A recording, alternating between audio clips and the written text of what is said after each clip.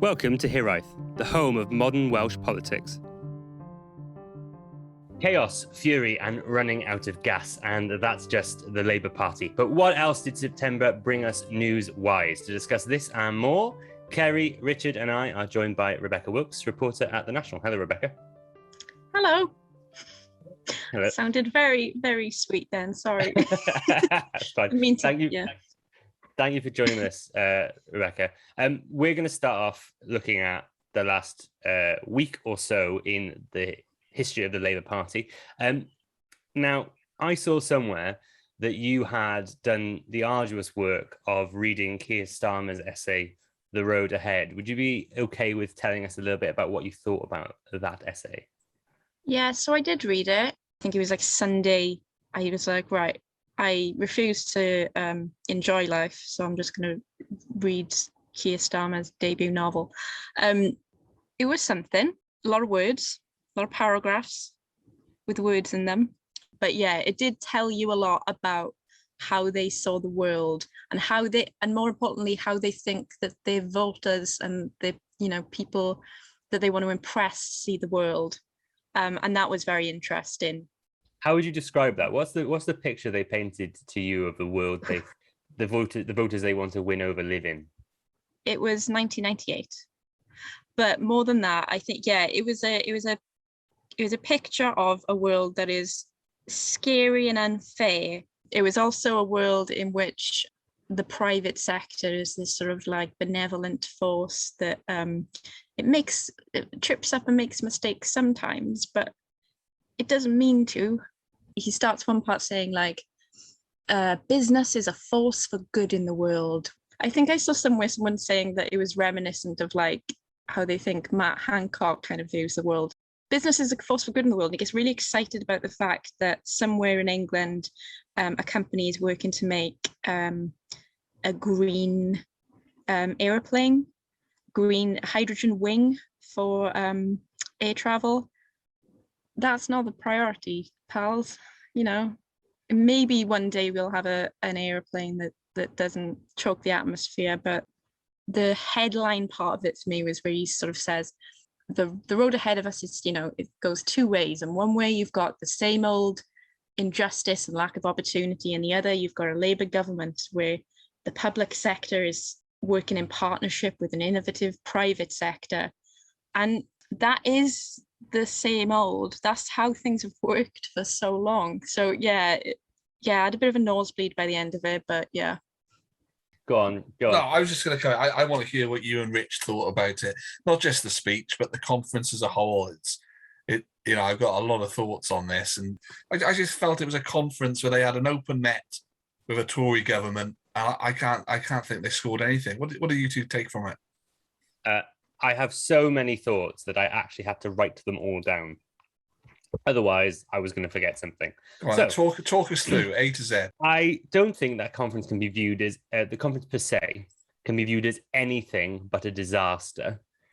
I was talking to some Conservatives earlier in the week, and they couldn't believe their luck. There was such an open goal for them, queues around the block for fuel, Brexit starting to bite, and there's Labour having a barney about rule changes, 11,000-word essays, nationalisation, the last remaining Corbynite resigning from the shadow cabinet, the Bakers Union leaving and disaffiliating from the Labour Party. So the conference itself, not a huge success. And as I didn't even go, I didn't even get the benefit of the sing-along at Welsh Night. Very sad. And on the speech, could I really recommend that people watch that back? Well, the speech was 90-odd minutes long. In that time, you could watch the whole of the original Train Spotting from Lust for Life to Born Slippy. And to be honest, you should probably choose life, choose Train Spotting over choosing to ever watch that speech again. I think Team Starmer will view that as a success in its own terms. Very much the speech he would have wanted to give last year to introduce himself to the public at large for the very broad rhetoric, which can be broken up quite nicely for clips and for the news, and presents Keir in the way he wants to appear to the public. Strong on crime, focusing on education and climate change, and taking on the left of the party. It's not really a speech for politicos, I don't think. I don't think any of people who are broadly, very specifically interested in politics found any of it particularly interesting in anything apart from rhetoric terms. But it was aimed completely at the voters that Keir thinks he needs to win over, having taken some sort of calculated gamble that he thinks that young progressives will just vote for him in the Labour Party anyway, so that Labour can finish a triumphant second place, just slightly less bad than we did in 2019. On the union, it was terrible. Keir Starmer showed a complete misunderstanding of the modern independence campaigns and movements, which are not about blood and soil nationalism. And he did that by using a metaphor about blood. It's easiest for people in the Labour Party, particularly people like Keir, to dismiss those movements as being full of nasty separatists that hate the English, because the alternative for people like Keir is to face up to the fact that many Labour supporters in Wales and Scotland want independence because they don't think he can win an election. Can I come in there? Absolutely. Because I actually reported on this week. And I was looking back over opinion polls. It's like 51% of 2019 Labour voters in Wales would support independence. In 2019, you started seeing some sort of safe red seats starting to go blue. You don't really want to upset 51% of Labour voters, really. I spoke to a couple of campaigners who are in Welsh Labour who are in favour of independence, and I think their heads were in their hands, because it's just like, you cannot imagine a better gift to the likes of Plaid Cymru, because everything that comes out of his mouth just sounds completely bizarre, and like it's not talking to like the average person in Wales. Like even people in Wales who are not particularly like asked about Welsh independence. I know like my mother's not particularly political, and she's broadly been in favour of independence for ages, just on the sort of vague notion of like, oh, we could probably do better for ourselves than Westminster, because we keep voting for Labour and all we get is a Conservative government. So it's very much that it's how Keir Starmer wants to present himself to the public at large. I think he's speaking to a specific kind of person in the public, and I think there are some parts of it that are designed to speak to just like the people in his office, to make them happy. I get the feeling that the people that speech is aimed for is sort of an imagined person. It's a very interesting stereotype and of what people think the ex-Labour voter looks like, rather than what the ex-Labour voter actually looks like. And I think that's the major issue. That is the habit. It's sort of harking back to this Blair era rhetoric on he likes education so much. He almost said it 3 times, and tough on crime and tough on the causes of crime and all this kind of stuff. Yeah, it's just not the mod. Kind of makes you want to walk into the sea. I don't think a lot of the time the Labour Party knows who its voters are anymore. And I think that's the significant issue with taking that kind of rhetorical step. Also, it knows who it wants its voters to be, but it doesn't like the voters it has. It knows who it's got, and it's not very fond of those people. He'd rather get a guy who owns a nice shiny Land Rover in like the home counties or something. Yeah, sorry, I'll stop interrupting. Can I jump in again? No, I just because you mentioned Tony Blair, and I know we don't want to refer back to him, but I was talking to some marketing people about the speech, and they did say, what can you take away from that speech? That the memorable speeches are the ones you mentioned. The education. Was there a third education? The one with the really sweaty shirt, and the things can only get better music. But I just can't think of anything from the speech this week that would be a positive memory for me. I didn't look at it and I haven't read it, but even from the news reports, in Wales, it's going to be the blood donor thing, which you mentioned.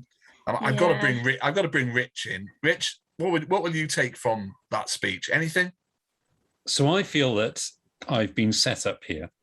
So we've had 3 people that have been incredibly critical of Keir Starmer's week in Brighton. And now I have to be the one that says what a success it was, to give a little bit of counterpoint.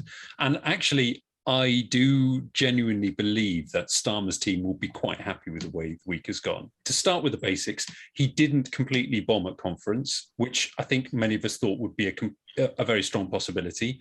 He had just the right proportion and type of crank in the audience that booed and hissed him in exactly the pantomime way that his team desperately wanted. And we all knew that they desperately wanted it.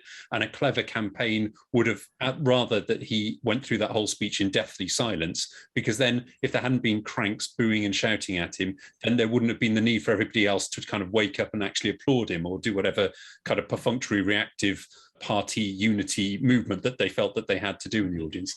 The essay thing, I'm glad that you guys read it so that we didn't have to. What was the whole point of that? I would argue probably it got some news for Keir Starmer for the week running up to conference that wasn't awful. It kind of created a shroud of mystery before it was published. Maybe, I mean, I'm being as positive as I can about it. I mean, it was definitely dull. Go on. I think the essay was mostly for people like me who have to write about something every week. Yeah. And well, that's exactly what it was. It was to try and get Keir Starmer's name in the news. And you're a journalist working for a newspaper. That is exactly the point. And it was so banal that it didn't give him negative headlines. It just was slightly perplexing. It was like, why is he writing an essay? Doesn't this kind of fall into his stereotype of being slightly nerdy? I gave him a negative headline. What was your headline? I believe it was Keir Starmer's private sector optimism is out of date. I was kind of kind, to be honest, because I was going to say something more sarky. I think I was going to say, like, we have evolved past the need for Keir Starmer or something. But well, yeah. Okay. So continuing my positivity, well, not my personal positivity, but my feeling that the Starmer team will be quite positive. Everyone's talking a little bit about how Blairite or Blair-ish it was. I mean, it wasn't. You know, it neither had the craft nor the delivery of Blair, and we'll probably talk about oratory in a little while, because I know that that's what the Hiraeth group chat lit up about earlier on today. But of course, Starmer wants to be Blair. Blair won 3 elections for the Labour Party. If there's a Labour MP that doesn't want to be Blair and doesn't want to win 3 elections on the trot, I'd be very surprised. So is it any wonder that that's who the modern Labour Party is trying to model itself on, because it wants to win? You know, that's what we heard, what's his name? Stephen Kinnock talking about on BBC Wales last week about how the Labour Party is built to win. That's its main purpose. And I can understand why they want to do that. Why is Starmer so tone deaf on the union? So I was looking around for clues. I saw that the UK Labour Party isn't really a UK party. It's a Britain-only party because it doesn't stand in Northern Ireland. And on Britain, in Scotland, it campaigns as Scottish Labour. In Wales, it campaigns as Welsh Labour. And in England, it campaigns as UK Labour. So why on earth would it be confused about the territorial constitution? Because it has no idea what it's doing, basically. We shouldn't be surprised by that. I'm not sure that we've ever been wowed by the PLP's grasp of the territorial constitution of the United Kingdom. And just kind of finally on the kind of speech itself, was it memorable? No. Was it achingly trying to be memorable? Yes, it was. There was all that weird stuff about tools. And I don't know if any of our listeners... I enjoyed that ending. Yeah. The etymology of alien, didn't I will quote it.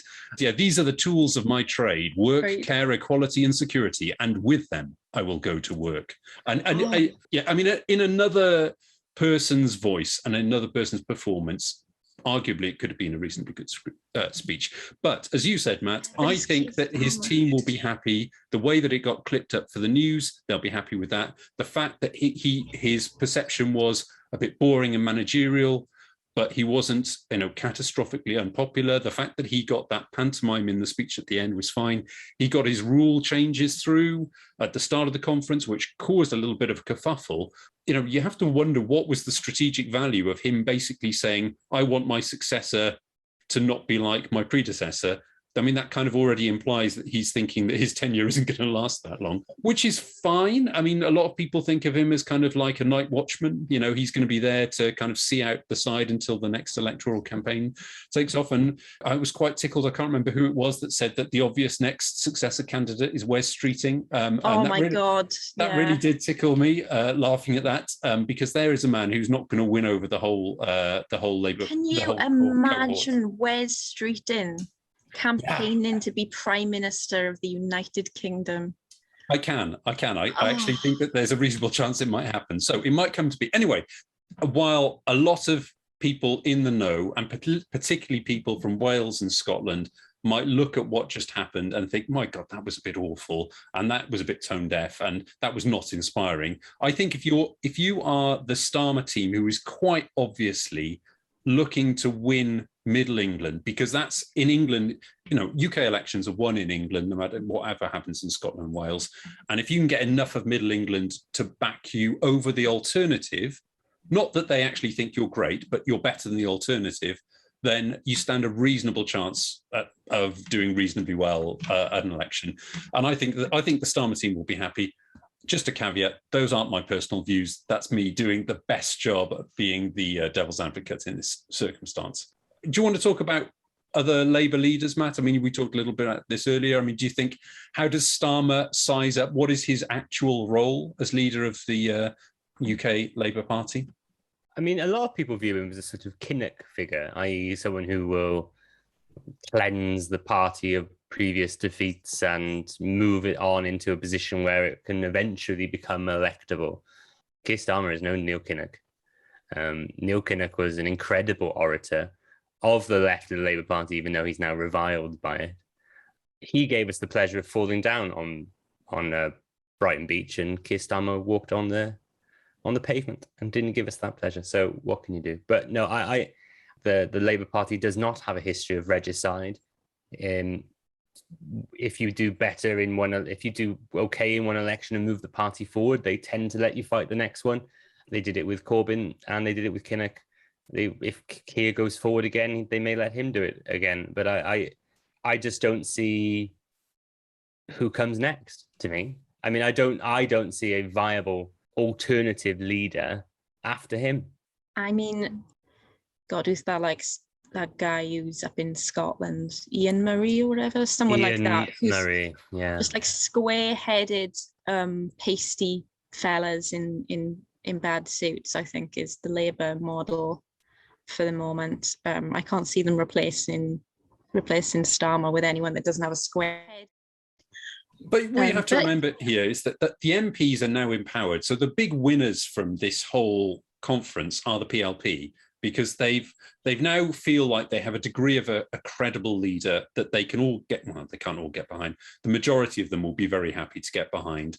And more importantly, they now have a more important role in choosing the next leader than they had previously.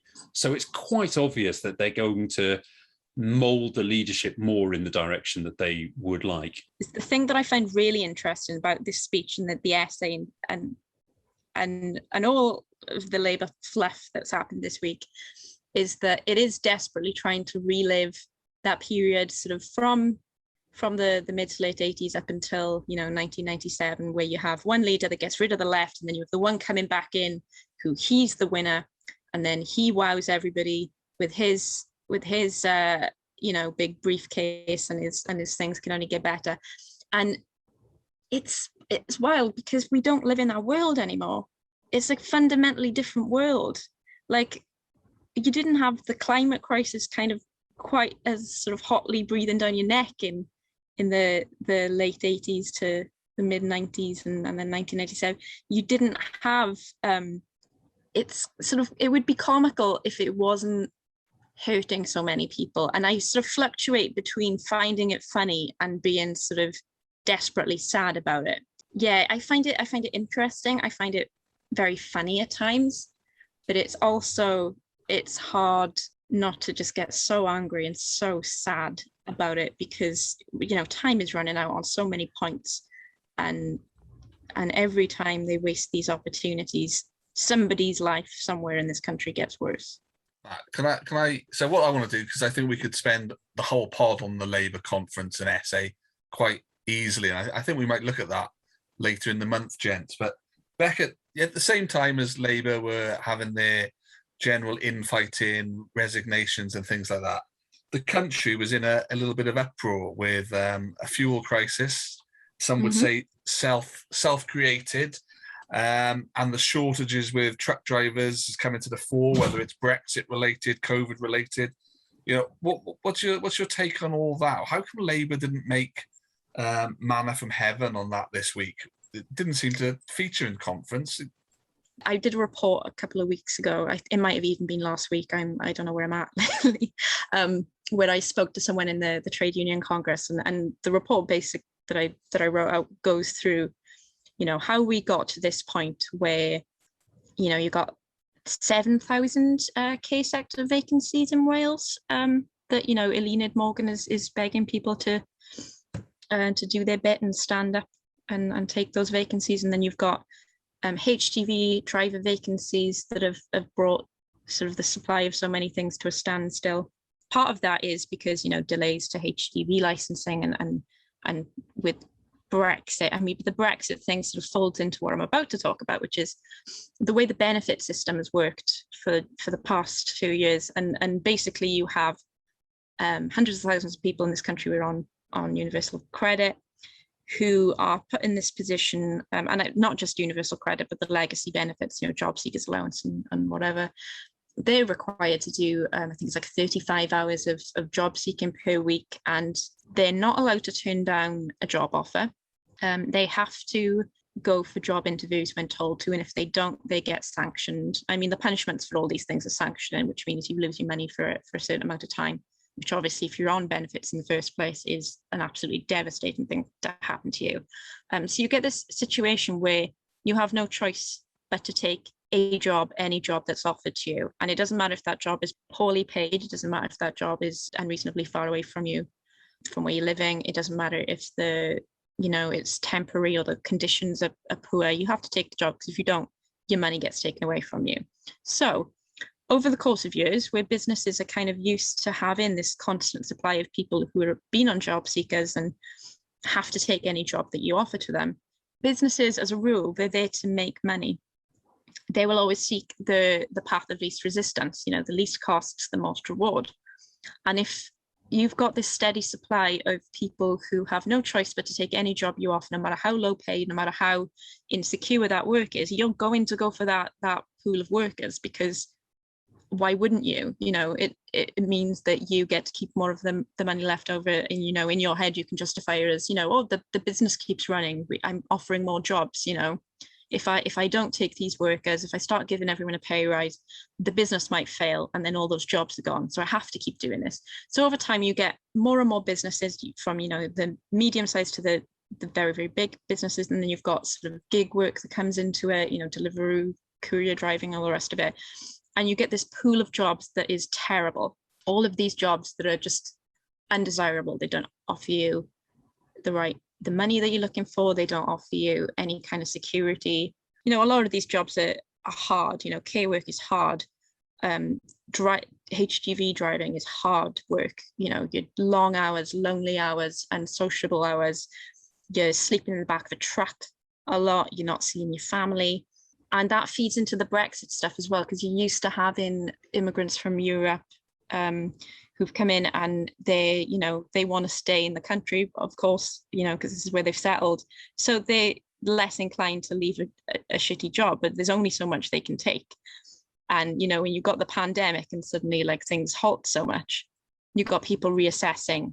Unless you're going to start going down the route of what the food industry lobbyists were arguing for at one point, which was bringing on indentured labourers from prison and, increasing prison labour contracts, then you're going to have to lure people back into these jobs. And the way you do that is through pay rises, offering secure contracts, giving people more flexibility, assure people that they'll have enough to live on when they do their work. And that's something that sounds so laughably simple, but that isn't a guarantee anymore. I think that's the first page of your application to write next year's speech for Keir Starmer at a conference. Yeah. I think one of the interesting things about this, and this is where it gets really weird in terms of the political spectrum in the UK. So we're in this position where the Conservative Party is championing British jobs and is, doing the thing that a lot of businesses are unhappy about by refusing to bring in more cheap workers from the continent that we would have done in the pre-Brexit days, and is instead celebrating the fact that wages are going up for HGV drivers and others.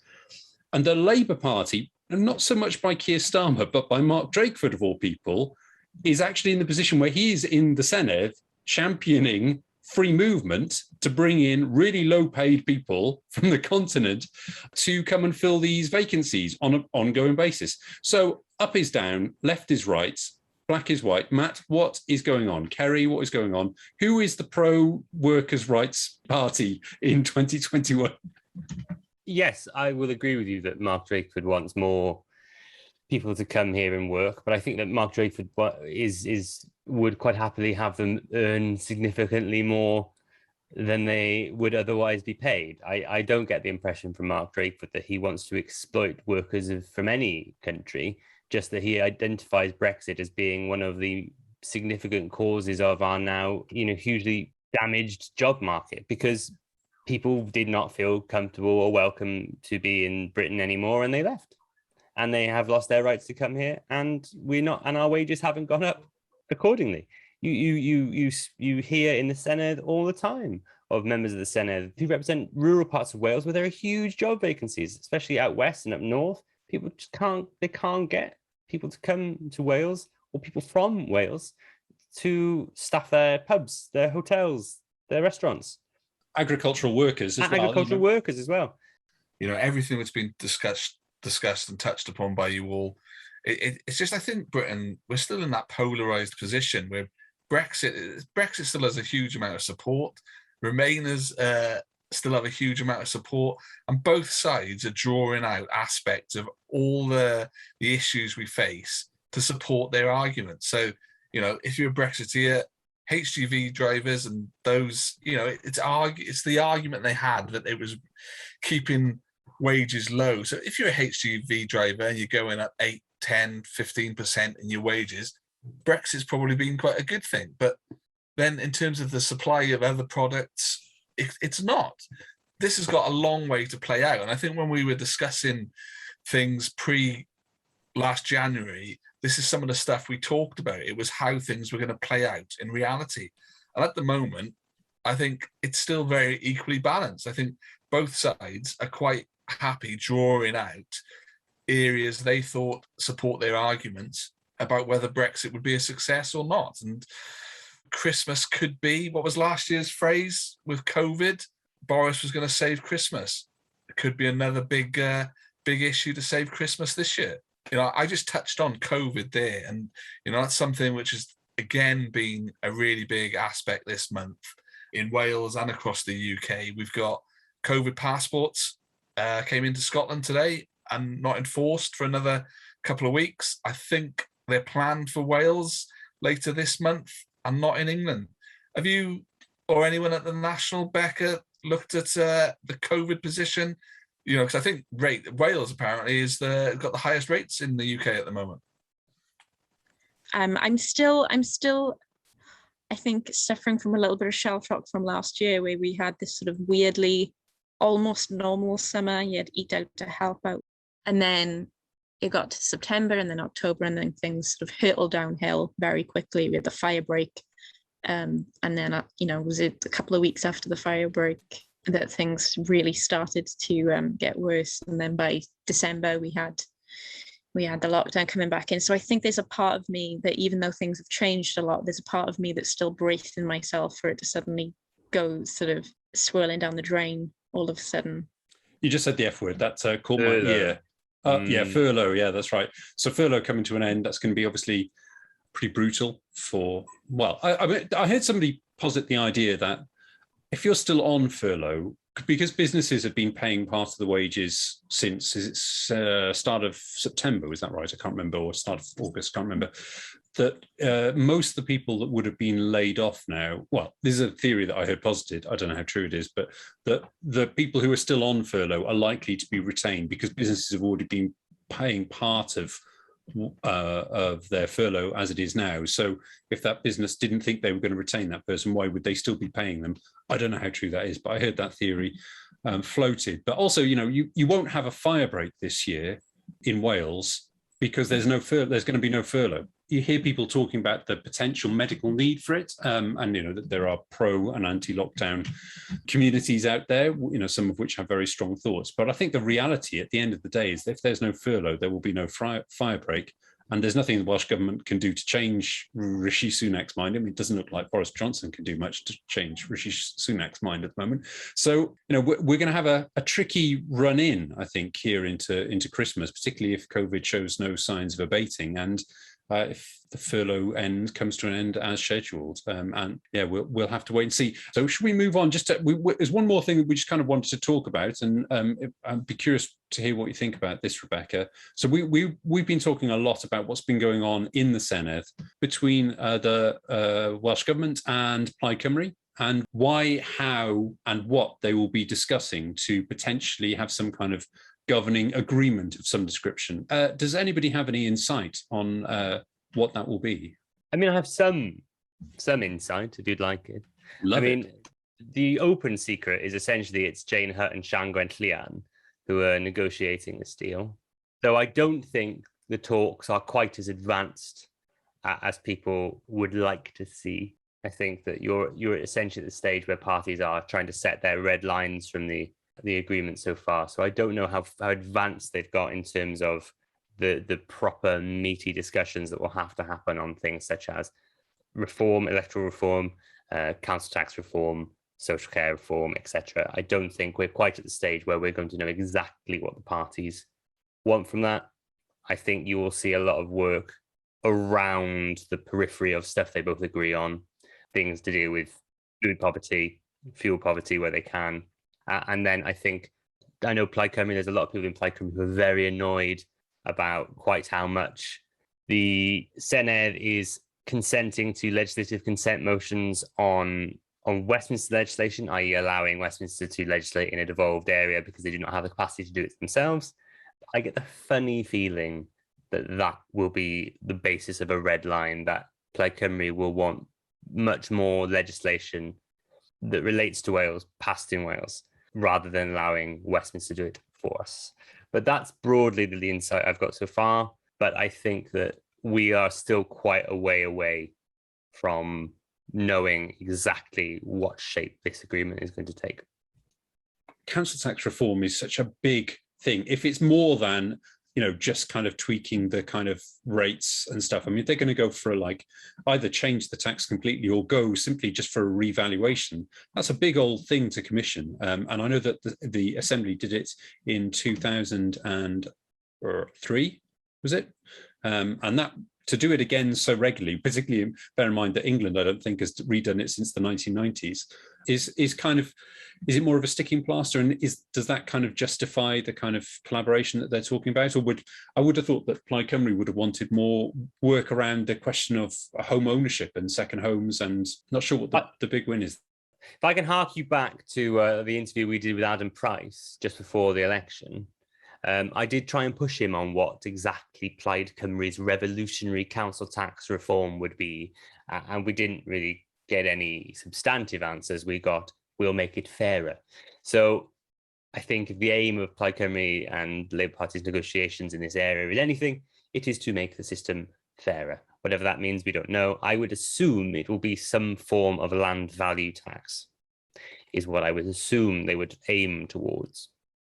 The taxing is interesting because I think there have been feelings around the fact that a lot of these taxes do need to be thoroughly overhauled, and it's just the sort of long and not very rewarding work of doing that has been put off. I mean, I did an article earlier this year where I spoke to someone at the Wales Governance Centre about it, and that seemed to be his thought about it. Nobody really wants to take on that task because there's not much electoral success in messing with the council tax. The thing that I kind of find interesting is what they're going to do with housing, because as you say, there's a lot of that, the second home stuff. And what I also find interesting as well is the differences between their policies on rent. So Plaid Cymru ran very explicitly on rent controls, and the Welsh government kind of mimicked her in a little way. They said that they were going to work to restrict rents to local housing allowance levels. Unfortunately, I kind of get the feeling that, I don't want to say it was a little fib, but perhaps isn't the policy that it was sold as. There's a scheme that I think that policy might be referring to. I'm still trying to press them to kind of elaborate. It might be that I'm completely wrong. It might be that they have indeed got a plan to roll out nationwide restrictions on rent to local housing allowance levels. It would certainly solve the problem that came up in the Bevan report the other week, where it was found that 95% of rents in Wales weren't covered by local housing allowance fully. So obviously that would be like a perfect policy solution, but when I asked them about it, the fact that they didn't come back and say, yes, that's definitely our agenda, makes me think that, because really that would be a perfect moment for them to come in and say, yes, we have the answer. Look how wonderful we are with solving this problem. Yeah, what I think it's referring to is this leasing scheme with landlords that they're starting to trial, that's to do with, basically they take over the local authorities, take over the management of properties, and give grants to maintain properties in exchange for landlords charging local housing allowance rates. Of course, that relies on landlords being willing to accept that limit on their price. I don't think they're quite as enthused.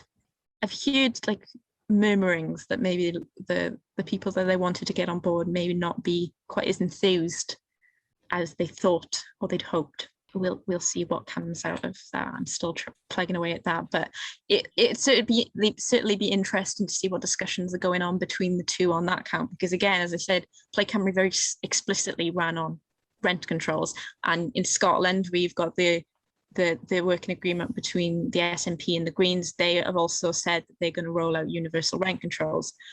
Because I'm very interested in housing policy, that for me is the thing that I'm really curious to see what comes out of it.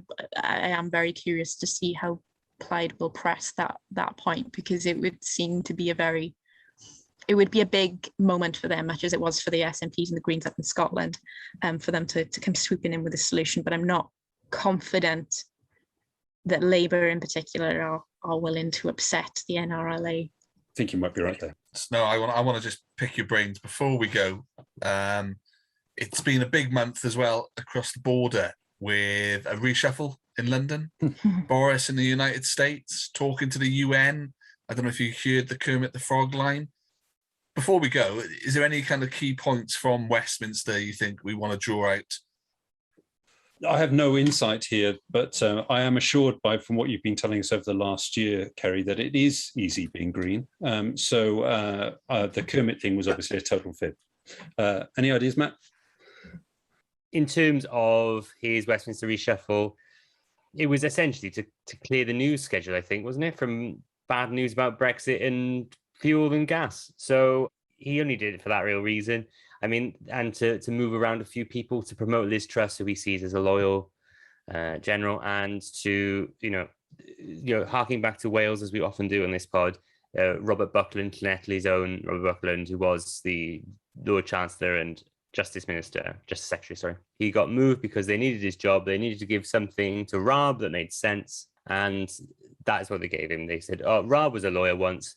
He can be the Justice Secretary and Deputy Prime Minister, and that will maybe make him feel better about being kicked out of his Foreign Secretary role. I wonder how Mick Antoniv is getting on speaking with Dominic Raab about the devolution of justice again, now that that's a formal request on its way from the Welsh government. I think Gove is still dealing with that, Really? I think Gove, something in my brain is saying to me that Gove is still in charge of all the intergovernmental relations between the devolved and the UK government. Interesting. Rebecca, sorry. The thing about the Justice Minister being replaced is one of the way too many things that I'm interested in is justice, and I interviewed a person with the National Probation Union not too long ago, and one of the things that she pointed out to me was that there was one of the things that had damaged the probation service to the point that it has been damaged. I don't know how familiar you are with what's happened there, but it got broken up partly so that the more serious stuff was handled by the public sector, and then a bunch of other stuff was farmed out to private sectors. Across the board, it meant that you had higher workloads, you had people making mistakes, and then there was a really awful case where a serious offender ended up killing someone because of that. But the thing she pointed out to me was the fact that you have such a high turnover of justice ministers, and now he's gone.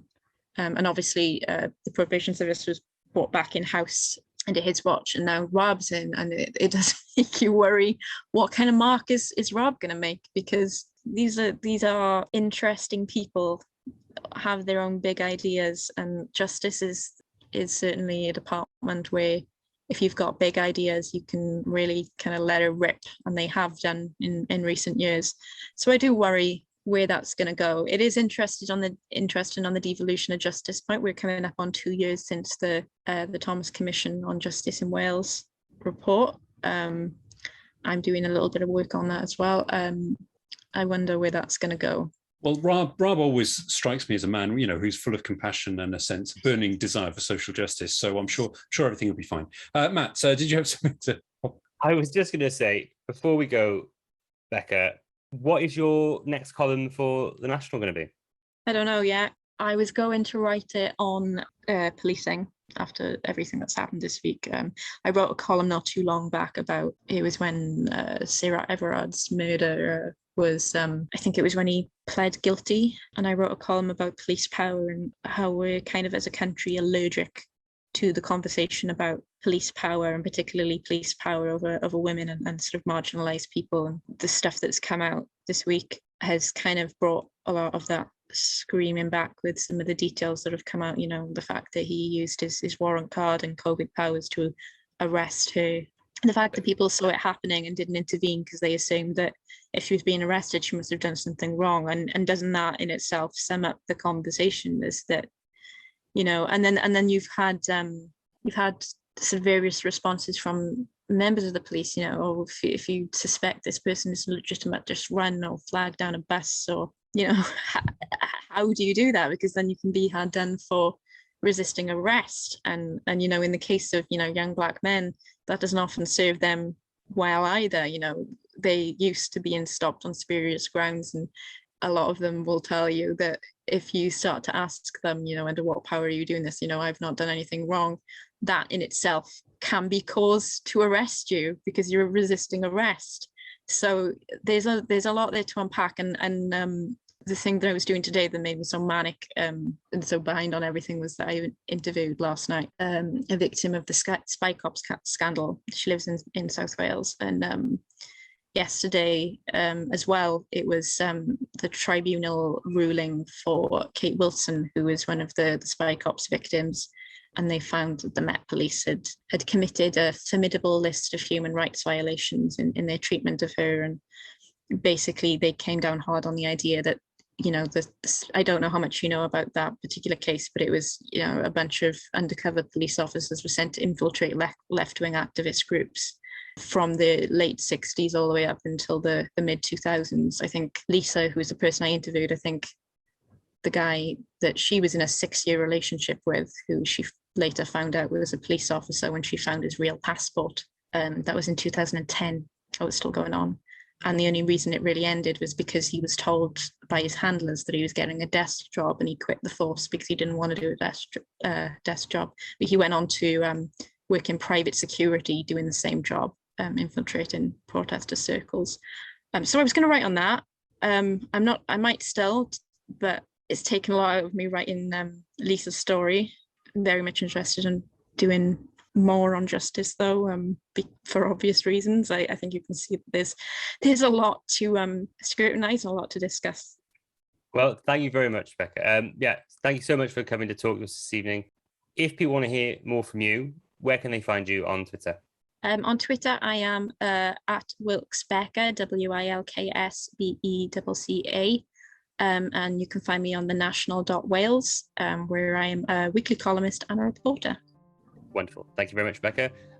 If they want to hear more from you, Rich, where can they find you? On Twitter at Mimosa Cymru. Kerry? I'm still Kerry the Viking. Wonderful. And I am still Hexter101, HXTER101. And if you've enjoyed anything you've heard this evening, please do not forget to find us on Medium at Here I Blog Cymru, on Facebook at Here I Blog Cymru, and on Twitter at Here I Blog.